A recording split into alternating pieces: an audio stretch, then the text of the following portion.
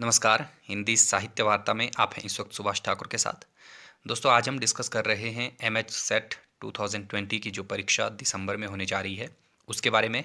और इसमें हम देखेंगे कि क्या परीक्षा का पैटर्न रहता है और किस तरीके के प्रश्न जो है पूर्व में पूछे गए थे। और इन्हीं प्रश्नों का उत्तर जानने के लिए हम जो 2019 की परीक्षा हुई थी उसका जो हल प्रश्न पत्र आपके बीच में लेकर आए हैं और डिस्कस करेंगे हम पूरा का पूरा प्रश्न जो भी पूछे गए थे 2019 की सेट की परीक्षा में। तो अगर आप भी एमएच सेट दे रहे हैं तो ये वीडियो आपके लिए बेहद उपयोगी है। नहीं भी दे रहे हैं तब भी आपके लिए उपयोगी साबित हो सकती है, क्योंकि हिंदी से रिलेटेड जितनी भी परीक्षाएं होती हैं उनमें अक्सर इस तरीके के ही प्रश्न पूछे जाते हैं। अगर हम एमएच सेट की बात करें दोस्तों, तो यहाँ पर 100 प्रश्न रखे जाते हैं। जो इन प्रश्नों का जो पैटर्न है वो बिल्कुल जैसे नेट की परीक्षा पूर्व में पूछी जाती थी, जिसमें आपको स्थापना तर्क के प्रश्न भी दिख जाते हैं और जिसमें आपको जो सीक्वेंस वाले प्रश्न हैं वो भी बहुत ज़्यादा पूछे जाते हैं, 15-20 के आसपास। तो और जो आपका मिलान वाले हैं वो भी पूछे जाते हैं। तो कुल मिला के ये कहा जा सकता है कि जिस जिस तरीके से पहले नेट की परीक्षा पूछी जाती है ठीक वैसे ही पूछी जाती है एमएच सेट की परीक्षा भी। आज हम डिस्कस करेंगे 2019 का जो एमएच सेट है उसको। तो चलिए बिना देर किए शुरुआत करते हैं आज के लेक्चर की। इसमें एक चीज़ है, देखिए कि आपका पूरा का पूरा जो सिलेबस है वो लगभग लगभग नेट की तरह ही है और जितने भी हमारी विधाएं हैं हर एक विधा से इसमें प्रश्न पूछे गए हैं। तो चलिए सबसे पहला हम प्रश्न देख लेते हैं। देखिए, राजभाषा नियम 1976 के उपबंध के अनुसार कौन सा राज्य ख क्षेत्र में समाविष्ट नहीं है। तो देखिए, ख श्रेणी में नहीं जो आता है वो है आपका हिमाचल प्रदेश। तो ये है क वर्ग का राज्य। क्या है क ख और ग श्रेणी, ये भी आप दोस्तों हमारे हिंदी साहित्य वार्ता चैनल में अच्छे तरीके से जान जाएंगे, जहाँ पर हमने डिस्कस किया है कि जो हिंदी भाषा है वो किस तरीके से पनपी है, उसके विकास की बात जहाँ पर हमने की है। इकाई 1 है ये हमारा, हमने अच्छे से डिस्कस इसको किया हुआ है। आप चाहें तो हिंदी भाषा से संबंधित जितने भी प्रश्न हैं या जितने भी डाउट्स हैं आपके, वहाँ से जाकर आप उसको देख सकते हैं और अपने सारे डाउट्स जो है क्लियर कर सकते हैं। अगला प्रश्न है, देखिए, मालवी किस उपभाषा वर्ग की बोली है। तो ये भी भाषा वाला ही जो पोर्शन है हमारा, हिंदी भाषा और उसका विकास, जो कुल मिलाकर जो नेट का पाठ्यक्रम है देखिए वहीं से उठाया गया है। और मालवी जो उपभाषा है देखिए ये आपके राजस्थानी हिंदी वर्ग की। तो इसका जो सही उत्तर होगा देखिए विकल्प नंबर सी। नेक्स्ट है, संयुक्ताक्षर क्ष में किन दो वर्णों का योग है। तो इसका उत्तर होगा देखिए विकल्प नंबर बी, क और श। ठीक है, विकल्प नंबर बी। प्रश्न संख्या 4 है, देखिए, देवनागरी सुधार विशेषज्ञ समिति ने अंग्रेजी के किस विराम चिन्ह को छोड़कर शेष सभी अंग्रेजी विराम चिन्हों को देवनागरी लिपि में शामिल करने की अनुशंसा की है। तो यह है आपका देखिए पूर्ण विराम। तो पूर्ण विराम के लिए हिंदी में क्या है, खड़ी पाई का इस्तेमाल किया जाता है, जबकि इंग्लिश में क्या है, फुल स्टॉप, एक डॉट ही लगा दिया जाता है। ठीक है, निम्नलिखित में से कौन सा नाटक गीति नाटक है। तो ये देखिए ये है अंधा युग और ये हमारे नेट के पाठ्यक्रम में भी शामिल है ना।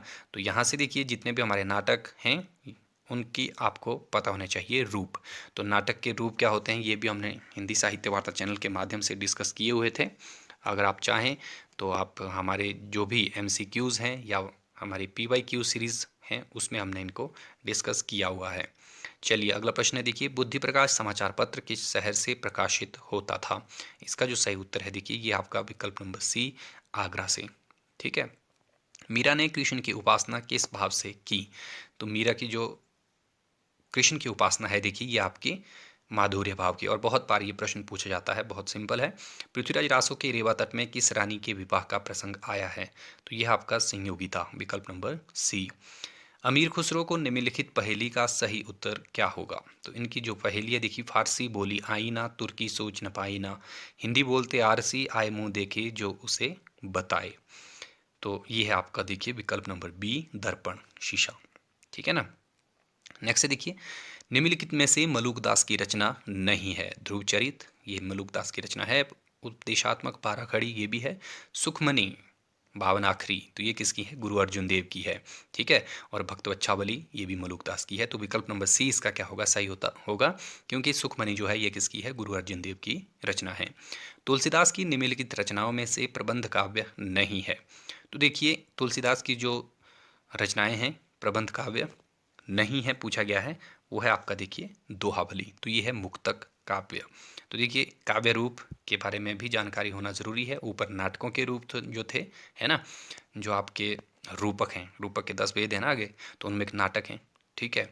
तो वैसे ही कोई गीति नाट्य है फिर आपका अलग होता है, तो वो चीज़ें भी हमें पता होनी चाहिए। यहाँ पर क्या पूछा गया है कि काव्य कौन सा नहीं है, तो ये है आपका दोहाबली, ये है मुक्तक काव्य, प्रबंध काव्य नहीं है। बाकी 3 क्या है, प्रबंध काव्य हैं। अयोध्या सिंह उपाध्याय हरिऔधकृत प्रिय प्रवास में कुल कितने सर्ग हैं, तो ये सिंपल था कि इसमें 17 सर्ग हैं। दुहूं और बंदूक जहाँ चलत बेचूक, रण होत दुख दुख किलकत कहूँ कूक, इन पंक्तियों के कवि हैं। तो ये हैं देखिए विकल्प नंबर सी, सूदन, ठीक है ना। तो सूदन किस युग के कवि हैं, देखिए ये रीतिकालीन कवि हैं, जितने भी हैं सारे के सारे, है ना। तो सूदन ने ये बात कही है। सुजान चरित इनकी जो है प्रमुख रचना है, ठीक है। इसके बारे में पूछा जा सकता है। नेक्स्ट देखिए निम्नलिखित में से भूषण का कौन सा ग्रंथ अलंकार ग्रंथ है, तो ये प्रश्न भी बहुत महत्वपूर्ण है। यहाँ पर आपने देखना कि रीतिकाल से देखिए, हालांकि एक प्रश्न ये भी बनता है रीति सिद्ध, रीति मुक्त और रीतिबद्ध कवि कौन कौन से हैं प्रमुख, आपने वो भी याद कर लेने हैं। दूसरी चीज़ आपने देखी होगी, यहाँ से कई बार आचार्यों के बारे में पूछा जाता है, रीतिकालीन आचार्य कौन है उसको भी देख लेना जरूरी है। और तीसरी चीज़ कि आपके जो ग्रंथ हैं वो अलंकार निरूपक हैं या फिर काव्य निरूपक हैं, काव्यांग निरूपक हैं, इस तरीके से भी प्रश्न पूछे जाते हैं, या रीति निरूपक हैं। तो ये प्रश्न बहुत ज़रूरी है और यहाँ से प्रश्न नेट में भी बनता है और सेट की परीक्षा में भी बनता है। तो यहाँ पर देखिए ग्रंथ अलंकार ग्रंथ पूछा है, तो ये है शिवराज भूषण। विकल्प नंबर डी इसका क्या होगा, सही होगा। अज्ञेय की किस कविता को रूपक कथा कहा गया है, तो ये है असाध्य वीणा, इसको कहा जाता है रूपक कथा। अगला प्रश्न है देखिए प्रेमचंद किस उपन्यास में दलितों के मंदिर प्रवेश आंदोलन का चित्रण किया गया है, तो ये किया गया है कर्म भूमि में। दलितों की बात, हरिजनों की बात इसमें कही गई है, ठीक है ना। तो जितने भी उपन्यास नाटक हैं उनकी आधार भूमि आपने याद कर लेनी है, उससे ज़्यादा डीप इसमें प्रश्न नहीं पूछे हैं। अगर आप उपकार प्रकाशन और या फिर आप सरस्वती पांडे और गोविंद पांडे की पुस्तक अपने पास रखेंगे तो वो भी आपके लिए इसके लिए बहुत ज़्यादा बेनिफिशियल साबित हो सकती है, खासकर सेट की परीक्षा के लिए, क्योंकि यहाँ पर जो ज़्यादा डीप प्रश्न नहीं पूछे गए हैं। सिंपली यही पूछा गया या तो किसकी कहानी है, किसका नाटक है, डायरेक्टली इस तरीके से पूछा गया है, या फिर उसका प्रकाशन वर्ष आपको पूछा गया है, ठीक है ना। तो ये सारी चीज़ें मुझे लगता है सरस्वती पांडे और गोविंद पांडे से क्लियर हो जानी चाहिए। साकेत की नवम सर्ग में उर्मिला किस को संबोधित करके मुझे फूल मत मारो कहती है, तो यह है विकल्प नंबर डी देखिए कामदेव। धूमिल के अनुसार मेरे देश की संसद किस पर मौन है, तो यह है रोटी से खेलने वाले पर, ठीक है ना। जो शासक वर्ग है उनको ये कहता है संसद की मौन है ना। नेक्स्ट देखिए निम्नलिखित रचनाकारों में से कौन फोर्ट विलियम कॉलेज से संबंधित नहीं है, तो ये है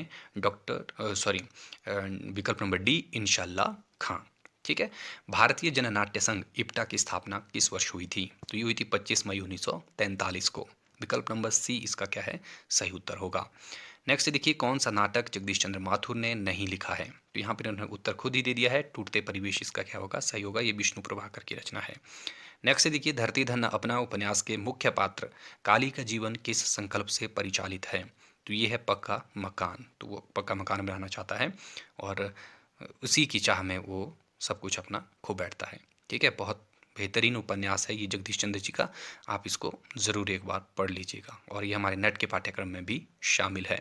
नेक्स्ट देखिए निम्नलिखित में से कौन सा यात्रा वृतांत भारत हिंदू द्वारा रचित नहीं है, सरयू पार की यात्रा, बनारस की यात्रा, तो इनमें से देखिए जो सही उत्तर होगा वो होगा आपका बनारस की यात्रा। बाकी सारी यात्राएं उन्होंने की है, हरिद्वार की भी, लखनऊ की भी और सरयू पार की भी, बनारस यात्रा उनकी नहीं है, ठीक है। साधारणीकरण की उद्भावना किस आचार्य ने की, तो ये आपका साहित्य शास्त्र से प्रश्न पूछा गया है, देखिए इसका उत्तर होगा भट्ट नायक, विकल्प नंबर सी।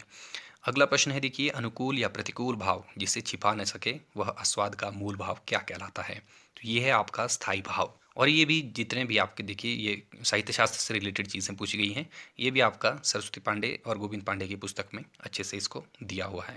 चहरी चहरी झीनी बंधन प्रति मानो गहरी गहरी घटा छाई है गगन में, उपयुक्त पंक्तियों में कौन सा गुण है, तो इसमें है देखिए प्रसाद गुण, विकल्प नंबर ए इसका क्या होगा, सही उत्तर होगा।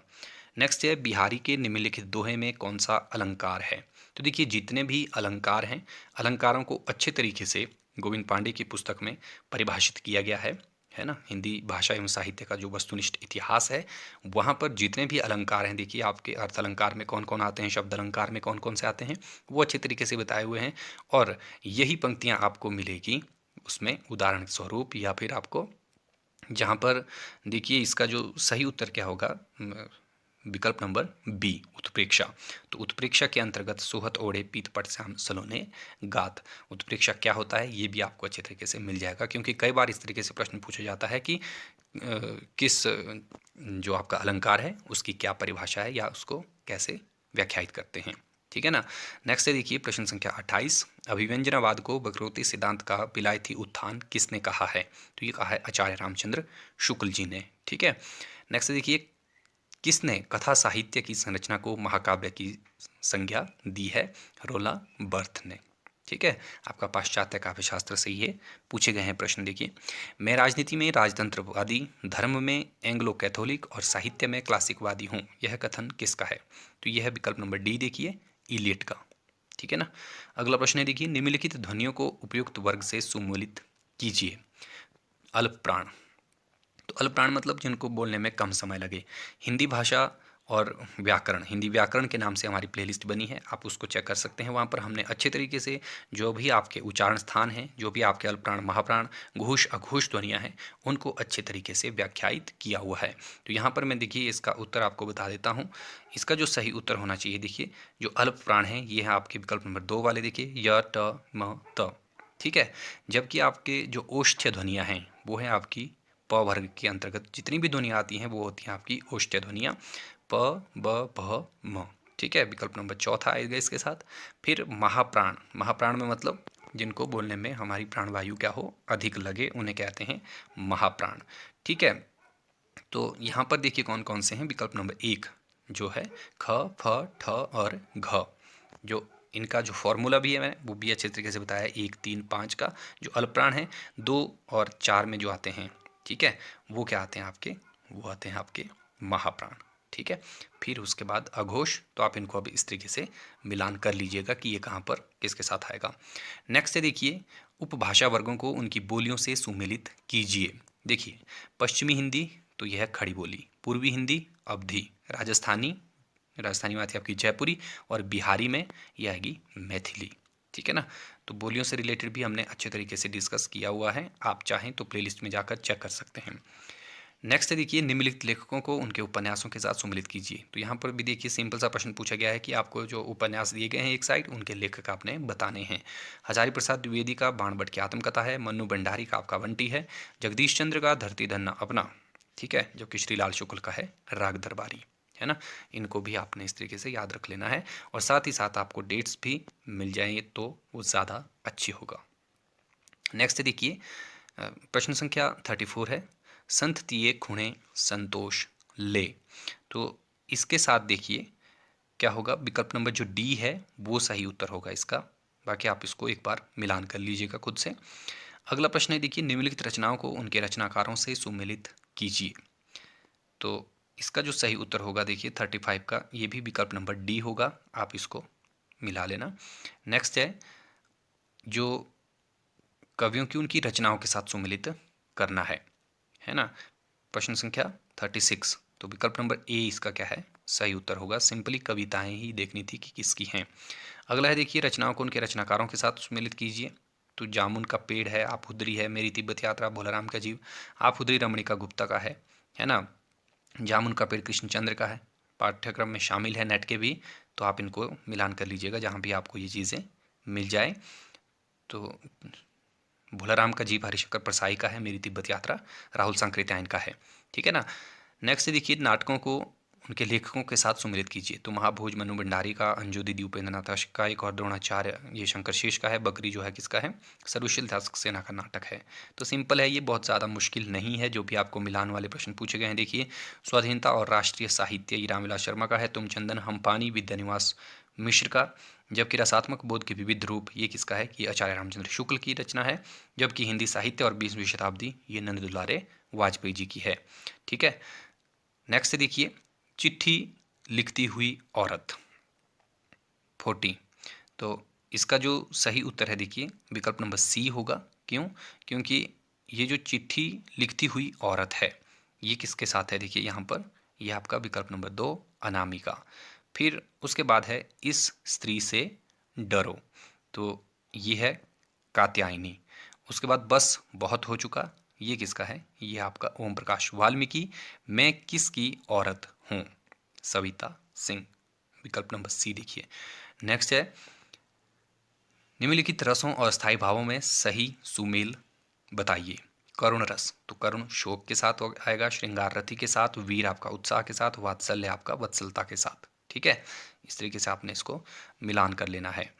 निम्नलिखित सिद्धांतों को उनकी विशेषताओं के साथ सुमेलित कीजिए। अभिजात्यवाद, तो ये अनुकरण है। स्वच्छंदतावाद आपका कल्पना है। और मार्क्सवाद जो है देखिए ये द्वंद्वात्मक भौतिकवाद है। और संरचनावाद क्या कहता है कि ये पाठ का भाषिक विश्लेषण मानता है। तो ये चीज़ें आपको पता होनी चाहिए, आप इसको मिलान कर सकते हैं। तो मिलान वाले देखिए बहुत सारे प्रश्न इसमें पूछे गए हैं, अभी भी मिलान के ही आगे भी। निम्नलिखित विचारकों को उनके सिद्धांतों के साथ सुमेलित कीजिए। तो क्लिंथ ब्रूक्स का है देखिए आपका विसंगति और विडंबना, इलियट का परंपरा, जग दरिदा का विसंरचना, ल्योतार का आपका उत्तराधुनिकता। ठीक है, नेक्स्ट देखिए 44 निम्नलिखित काव्य पंक्तियों को उनकी कविताओं काव्य रचनाओं के साथ सुमेलित कीजिए। तो इसका मैं सिंपली आपको उत्तर बता देता हूँ। देखिए इसका जो सही उत्तर होगा वो होगा विकल्प नंबर डी। नेक्स्ट है 45 कहानियों को सुमिलित करना है उनके रचनाकारों के साथ। जैनेन्द्र है देखिए अपना अपना भाग्य, फणीश्वरनाथ रेणु की तीसरी कसम, कमलेश्वर का राजा निर्वंशिया और कृष्ण सूक्ति की सिक्का बदल गया है। जो भी इनकी महत्वपूर्ण कहानियां देखिए वही चीज़ें पूछी गई हैं, ज़्यादा डीप नहीं पूछा गया। अगर आप एक बार नेट के पाठ्यक्रम को ऐसे ही सिंपली रैंडमली पढ़ लें तो आपको बहुत सारी चीज़ें तो वहीं से ही टू द पॉइंट उठा दी है कि ये किसकी है, ये किसकी है, आप उसको देख सकते हैं। नेक्स्ट देखिए निम्नलिखित प्रगतिशील आलोचकों को उनकी पुस्तकों के साथ सुमेलित कीजिए। तो आलोचना से संबंधित है देखिए 46, तो विकल्प नंबर बी इसका क्या होगा? सही उत्तर होगा। ठीक है, नेक्स्ट है देखिए निम्नलिखित लेखकों उनकी निबंध रचनाओं के साथ सुमेलित कीजिए। तो निबंध पूछे गए हैं विद्यानिवास मिश्र का मेरे राम का मुकुट भीग रहा है, प्रताप नारायण मिश्र, ये शिवमूर्ति, बालकृष्ण भट्ट। तो ये वाला प्रश्न है देखिए जो शिव शंभू के चिट्ठे हैं ये बाल मुकुंद गुप्त का है, ये गलत है। इसमें कहीं भी हमें बाल मुकुंद गुप्त नहीं दिखता है। ठीक है ना, जबकि मजदूरी और प्रेम ये सरदार पूर्ण सिंह का है। ठीक है, ये भी इसमें विकल्प में कहीं नहीं है। तो ये सारे के सारे विकल्प क्या हैं? गलत हैं। अगला प्रश्न है देखिए निम्नलिखित उपन्यासों को उनके लेखकों से सुमेलित कीजिए। देवरानी जेठानी की कहानी, पंडित गौरी दत्त। देखिए पाठ्यक्रम में जितने भी शामिल हैं ये सारे के सारे नेट के पाठ्यक्रम में, बस आपने वहीं से इनको देख लेना है कि ये किसका है। अगला प्रश्न है देखिए पत्रिकाओं के साथ संपादकों को सुमेलित कीजिए। दलित वार्षिकी जयप्रकाश करदम का है, हंस ये आपका संजय सहाय, बयान मोहनदास नैमिष राय, पहल ज्ञान रंजन।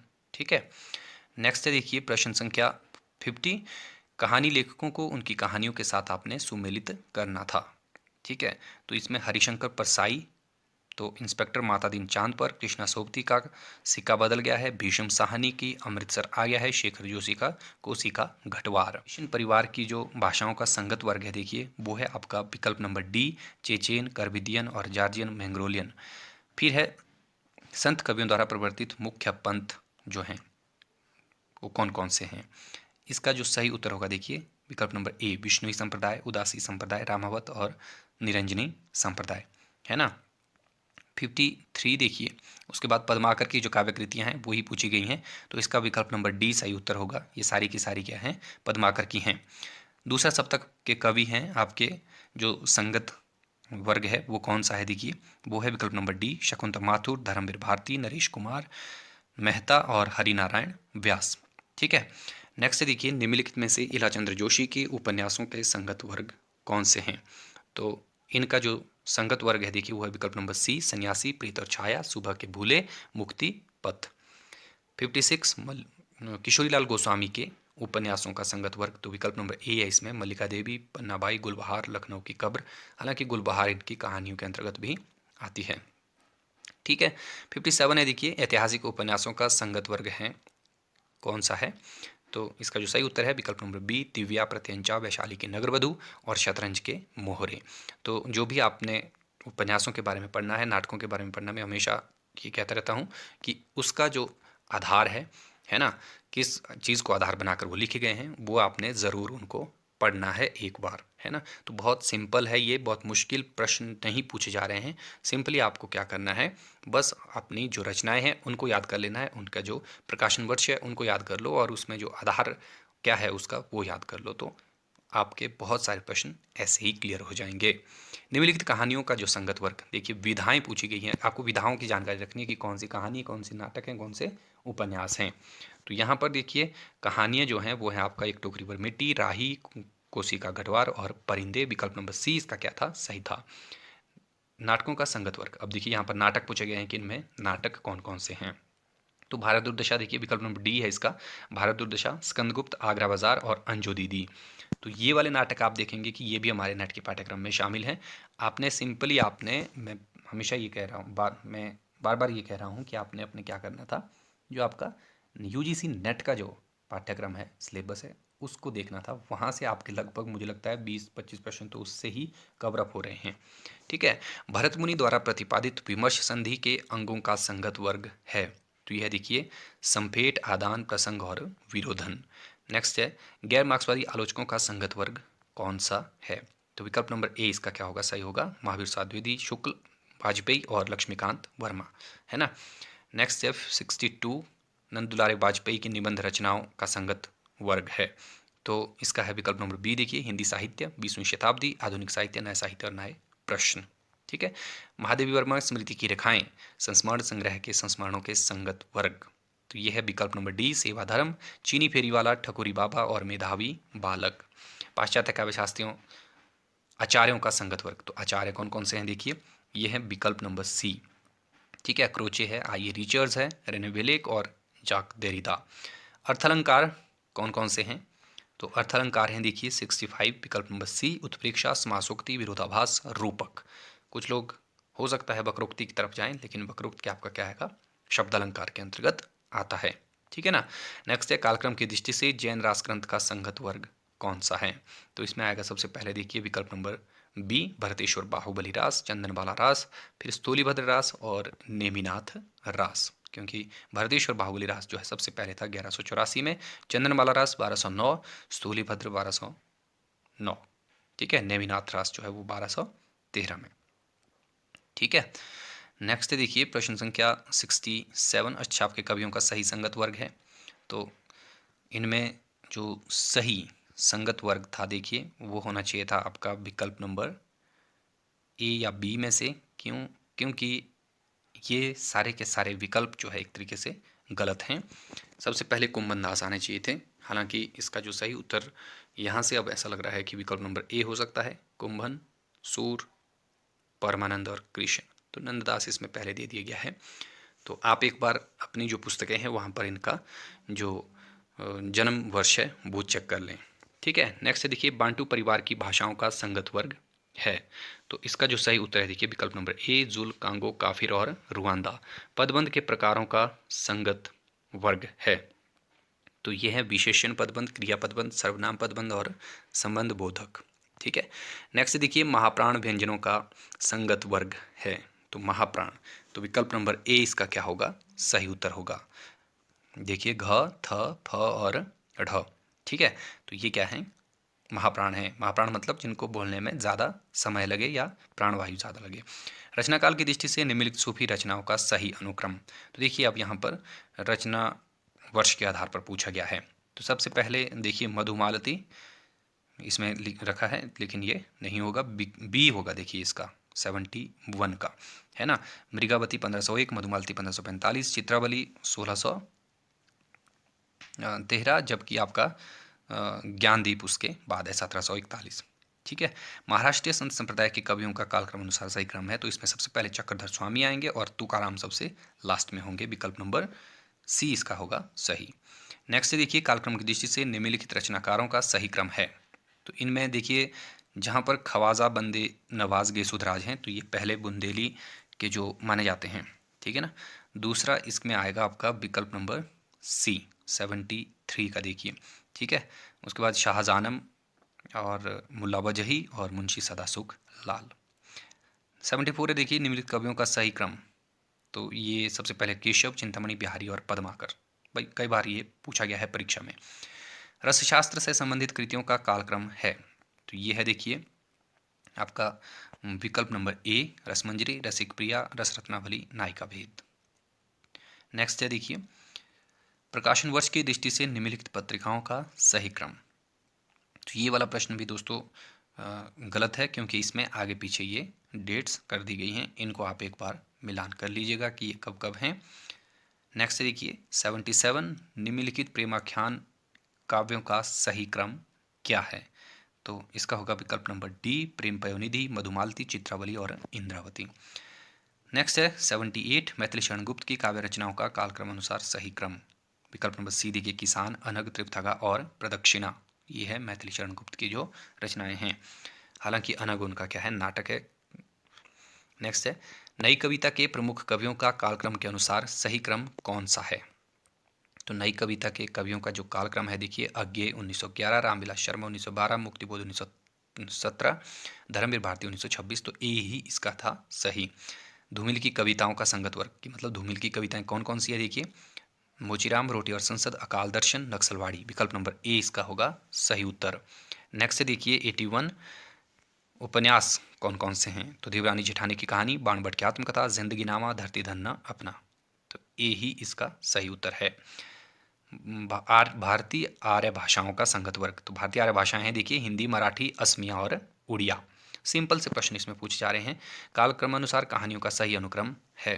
तो सबसे पहले 11 वर्ष का समय 1903 में, ग्राम 1914 और उसने कहा था 1915 और आकाशदीप 1927। इसको आप देख लीजिए एक बार, है ना। तो विकल्प नंबर बी इसका का था सही उत्तर था। नेक्स्ट है मोहन राकेश के नाटकों का प्रकाशन वर्ष की दृष्टि से सही क्रम है आषाढ़ का एक दिन, सबसे पहले यही आना था। उसके बाद लहरों के राजहंस, आधे अधूरे और पैर तले की जमीन। आषाढ़ का एक दिन 1958, लहरों के राजहंस 1963, आधे अधूरे 1969 में। ठीक है, पैर तले की जमीन उसके बाद था, ये अधूरा है। नेक्स्ट है वृंदावन लाल वर्मा के नाटकों का सही क्रम क्या है। तो ये है देखिए राखी की लाज, बांस की फांस, खिलौने की खोज और केवट। विकल्प नंबर सी इसका था सही उत्तर। नेक्स्ट है प्रकाशन वर्ष के अनुसार निम्नलिखित आत्मकथाओं का सही अनुक्रम है। नीड़ का निर्माण फिर 1970, जूठन 1997, शिकंजे का दर्द ये है सुशीला टाक बोहरे का 2011, अपनी खबर पांडे बेचन शर्मा उग्र 1960 में। आप इनको सबसे पहले अपनी खबर को लीजिएगा, बाकी आप आगे सबके सब मिल जाएंगे। प्रकाशन वर्ष के अनुसार रेखाचित्र का सही अनुक्रम है। तो देखिए रेखाचित्र का जो सही अनुक्रम है वो है आपका सबसे पहले आएगा बोलती प्रतिमा, है ना। 87 है देखिए, इसका जो सही उत्तर है वो होगा आपका विकल्प नंबर ए बोलती प्रतिमा, गेहूं और गुलाब एंड फिर उसके बाद कुछ शब्द कुछ रेखाएं और मेरा परिवार। रेखा चित्र फिर से एक बार पूछे गए हैं, उनका कालक्रम अनुसार बताना था। तो विकल्प नंबर डी इसका क्या होगा सही होगा। कालक्रम के अनुसार संस्कृत आचार्यों का सही अनुक्रम है। तो अभिनव गुप्त, कुंतक, क्षेमेंद्र और मम्मट, ये भी सही है।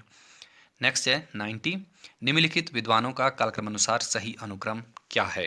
तो ये वाला प्रश्न भी दोस्तों गलत है, क्योंकि लोंजाइनस सबसे पहले आने थे इसमें और उसके बाद कॉलरिज 1772 में है देखिए, रिचर्ड्स 1893 में है, जबकि इलिट 1888 में है। तो ये पूरे के पूरे जो विकल्प दिए गए हैं गलत हैं। तो फिलहाल ये 90 प्रश्न थे दोस्तों। आगे स्थापना और तर्क वाले प्रश्न हैं। इन प्रश्नों को करने के लिए मैंने आपको स्पेशल 2 लेक्चर्स तैयार किए हुए हैं। अगर आपको लगता है कि वहाँ से आपको थोड़ा सा आइडिया मिल जाएगा इनको करने का तो वो बेहतर है। अगर आप चाहते हैं कि इनको भी सॉल्व करके दे दिया जाए तो वो भी आप कमेंट सेक्शन में जाकर कह सकते हैं। कुल मिला के ये कहा जा सकता है कि जो एमएच सेट की जो परीक्षा पूछी जाती है ज़्यादा मुश्किल नहीं है। बिल्कुल आपको जो फैक्चुअल जैसे क्वेश्चन है वही पूछे जाते हैं कि कौन सी किसकी कहानी है, कौन सा प्रकाशन वर्ष किसका कब है। ज़्यादातर इस तरीके के ही प्रश्न पूछे जाते हैं। डीप पढ़ने की ज़रूरत इसके लिए मुझे नहीं लगता कि है, लेकिन फिर भी परीक्षा है। आपको परीक्षा के लिए बिल्कुल पूरी तैयारियों के साथ जाना चाहिए। क्या पता इस बार कुछ अलग तरीके से पूछ लिया जाए। तो ये था दोस्तों कि आप सरस्वती पांडे और गोविंद पांडे वाली जो पुस्तक है वहाँ से इसको अच्छे से क्लियर कर सकते हैं। तो फिलहाल आज के लिए इतना ही। वीडियो अच्छा लगा हो तो प्लीज़ इसे लाइक कीजिए, अपने दोस्तों के बीच में शेयर कीजिए और चैनल को सब्सक्राइब करना बिल्कुल भी ना भूलें। फिर मिलेंगे नई ऊर्जा नई स्फूर्ति के साथ। तब तक के लिए शुक्रिया। जय हिंद।